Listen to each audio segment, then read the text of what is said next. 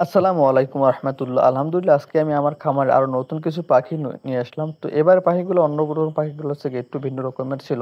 কারণ এবার পাখিগুলো ছিল রানিং ডিমের পাখিগুলো। আমি অন্য একটি খামার থেকে নিজে গিয়ে তারপর আমি পাখিগুলোকে নিয়ে আসলাম। তো খামারটা আমাদের বাড়ির থেকে কিছুটা দূরে, হয়তো আমাদের বাড়ি থেকে যেতে 5 মিনিট মতো সময় লাগে। তো এই কাঁচা রাস্তা দিয়ে আমি 5 মিনিট আমি হেঁটে গিয়েই সে বাড়িতে গিয়ে আমি পাখিগুলোকে নিয়ে আসলাম। তো পাখিগুলো আলহামদুলিল্লাহ সুস্থ সবল ছিল এবং রানিং ডিমে ছিল।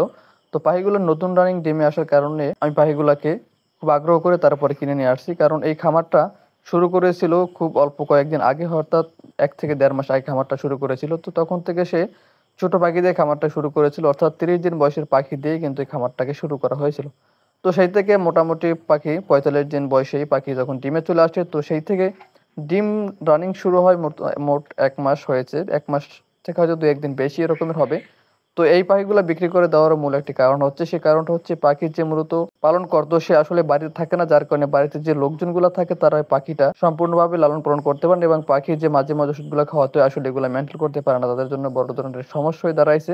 যার কারণে পাখিগুলোকে বিক্রি করে দিয়েছে। তো বিক্রি করে দেওয়ার আগে আমাকে জানানো হয়েছিল যে আসলে আমি পাখিগুলো বিক্রি করতে চাই, যদি কোনো গায়ক থাকে তাহলে আমাকে জানাইও। তো আমি তাদেরকে বললাম যে আসলে পাখিগুলো যদি আপনারা বিক্রি করে দেন তাহলে আমি পাখিগুলো নিব।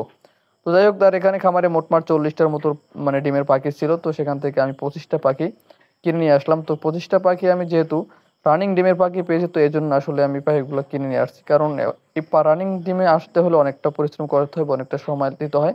তো এর জন্য আমি ভাবলাম যদি 2 টাকার দাম বেশি হয় তারপর রানিং ডিমের পাখি নিলে আমার জন্য একটু লাভ হয়, কারণ আমার ওই পরিশ্রমটা করতে হবে না যখন আমি রানিং পাখি নিয়ে আসলাম খামারে, এবং খামারের ভিতরে ডিম পাড়া শুরু করে দিল। তো যাই হোক, আলহামদুলিল্লাহ আমি এখান থেকে 25টা সুস্থ সবল পাখি কিনে তারপরে আমার যে খাঁচা সেটার ভিতরে করে নিয়ে আমি বাড়ি নিয়ে আসলাম। তো আপনারা যে খামারটা দেখতে পাচ্ছেন, আসলে এই খামারটার পরিবেশটা আমার কাছে অত্যন্ত ভালো লাগছে এবং পরিবেশটা খুবই সুন্দর ছিল। কারণ এরকমের পরিবেশ যদি পাখি লালন পালন করা হয় তাহলে কিন্তু দেখা যাবে রোগবালাইটা অনেকটাই কম হবে। তো এইটার শুরু থেকে আমি এই পর্যন্ত দেখতেছিলাম যে খামার পরিবেশটা একদমই সতেজ এবং সুন্দরভাবে কোনো রকমের পাখিগুলো আলহামদুলিল্লাহ রোগাক্রান্ত না এবং সম্পূর্ণভাবে পাখিগুলোকে সুস্থ ছিল।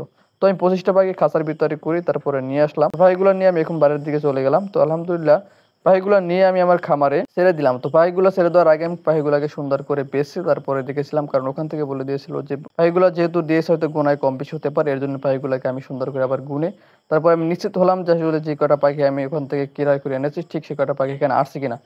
তো যারা আমার চ্যানেল নতুন দর্শক তারা অবশ্যই চ্যানেলটাকে সাবস্ক্রাইব করে রাখবেন, এবং যারা ফেসবুক পেজ থেকে দেখছেন তারা অবশ্যই ফেসবুক পেজ থেকে ফলো করে রাখবেন। তো আমি ভাইগুলাকে এক এক করে গুনে তারপর নিশ্চিত হলাম যে আসলে ওখান থেকে পাখি যে কটা পাখি আমি ক্রয় করেছিলাম সে কটা পাখি আসছে না। তো সেখান থেকে আমি 25টা পাখি ক্রয় করেছিলাম, কিন্তু এখানে 26টা পাখি চলে আসছে। তো তাদের একটা সন্দেহ ছিল ভাই, আমারও একটা সন্দেহ ছিল। তো পরবর্তী আমি তাদেরকে জানিয়ে দেওয়া হয়েছে যেখান থেকে আপনারা যে পাখিগুলো দিয়েছেন তাদের থেকে একটা পাখি আমার এখানে বেশি হয়েছে। তো সকলেই আমার জন্য দোয়া করবেন এবং আল্লাহ তাআলা যেন আমার খামারে বরকত দান করেন। আসসালামু আলাইকুম ওয়া রাহমাতুল্লাহ।